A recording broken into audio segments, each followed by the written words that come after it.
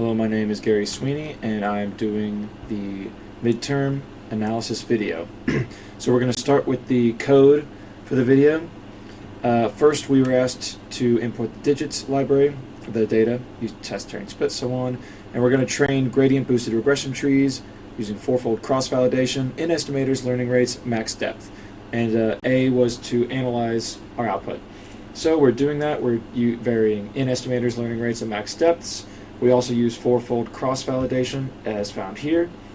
And once we generate all our data, we generate this graph, cross-validated accuracy versus test accuracy. Our best point was found at in estimators 150, learning rate 0.1, max depth at 3. And that was a training score of 0.6 or 962 and a test score of 0.9638.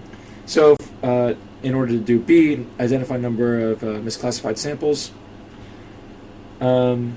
we are going to train the model and fit it using our best parameters.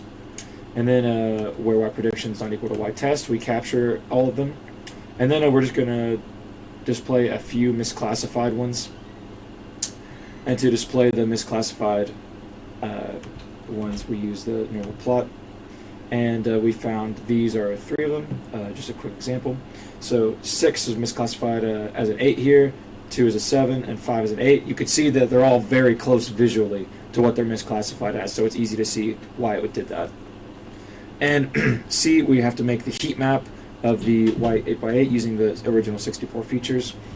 So remember that it's using 64 pixels to identify each of the classes from numbers from 0 to 63. And based on the code here, after training it with our best parameters and then fitting it, our most important parameters are this one's our most important pixels are these in determining the number or the class that we're looking at. So this is a quick, helpful tool to see which pixels are the most important. All right, so number 2, support vector machines. We identify using fourfold cross-validation the best parameters. We do no processing, standard scalar, kernel, linear, RBF, and we also do 4 different C values. So A is to analyze this. So we do 4 different C values, linear, RBF, and none in standard scalar, doing the same digit loading. Anyways, we test for all different the different permutations of parameters, and we get a graph that looks like this. And our best testing accuracy was found right here in these 3 results. We picked the first one here at parameter index 5 because we don't have too high of a training result score, but as you can see right here, the training score increases and we don't get any increase in the test score, meaning it kind of becomes overfit, and then we can see easily how it declines into a trend of overfitting. And then these pits here we can see clearly examples of underfitting in our data. And again, if we want to identify misclassified samples, we do the same, where y prediction is not equal to y test. And then we just captured a couple of them here where they are not equal, and printed their images. And it was this 8 was predicted as a 1, then this 9 was predicted as a 5, and this 5 was predicted as a 9. So it seems like these 5s and 9s are really struggling here, and especially in the verticality department.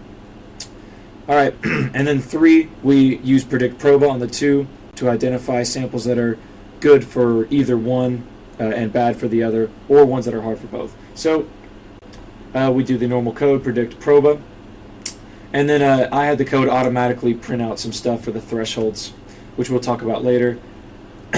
So if we analyze them, let's scroll down to our results. This is class 0, so we can see where in this bottom left quadrant where it's hard for both, and in the top left quadrant where it's easy for GBRT and hard for SVM, and then down here where it's easy for SVM, hard for GPT. And that is exactly the same for class 3 and class 7. The graphs are laid out the exact same way, the threshold being the halfway point at 0.5. And these printout here are just printing out the samples found within those thresholds. So for 0, hard for GBRT is only 1, and then so on and so forth. Hard for both, there's a plethora. And if you notice hard for both, these hard for boths are true for all classes. So there's something similar about these samples that are hard for both classes in all examples. All right, that's it for the code. Now we're going to analyze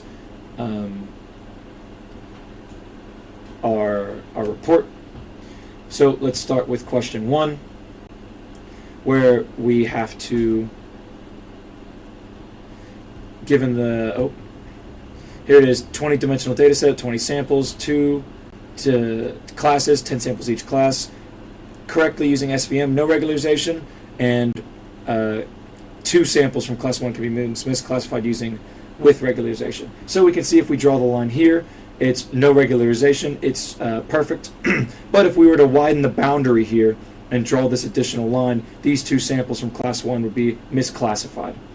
In the next one, we were asked to do the same, a similar thing, but with decision trees of depth less than 3 or depth greater than 3. So we used a step function where this is nonlinear because decision trees can only make horizontal or vertical lines. So if we were to use 3 here, 1, 2, 3, we can see how there's this section of data that's truly classified, this one that's truly classified, but these fall on the misclassified section on the depth of 3 right here. But if we were to add a 4th depth right here, the 4th step, then it would be completely separated and it would be correct. And then problem 3.1, we're given a 2-dim data set. Which one of our models is the best for this data set? And I said we should use linear SVM because if we increase the gamma value of linear SVM, we'll begin to draw a circle around this orange class here. And we'll have some misclassified. Because these are so misclassified, I don't see the idea of using MLPs because it's only going to get entirely too complex and draw way too many lines in order to separate those ingrained samples. And if we allow a high gamma value for linear SVM, it'll be quicker to train, but we'll include some of the blue samples in there as well, which could be better for generalization for testing since we can see 2 clear separations of these. And then for this data set, I said that we should use, it would be decision trees because we can again draw a couple of lines, like depth of 3 around this box, and it'll be perfectly classified, 1 here, 1 here, and then 1 here, and then this data set will be perfectly classified using a depth of 3, which is entirely simple for this medium data set. And then in 4, we are asked to use 3 different strategies to reduce overfitting. So I discussed a few of those. First one would be cross-validation because it splits up the training data and reduces it generalizes the the training scores so that we're not getting misrepresented and it'll be more representative of a test data set. The second possibility is to use regularization because this could reduce the climb we see in coefficients as they get higher and higher. Regularization will reduce optimal parameters for coefficients. And then the third possibility is to vary parameters. By varying the parameters in general, as we reduce the parameters, we simplify the model and reduce the possibility of the model becoming overfit. And that concludes the video representation for the midterm. Thank you very much.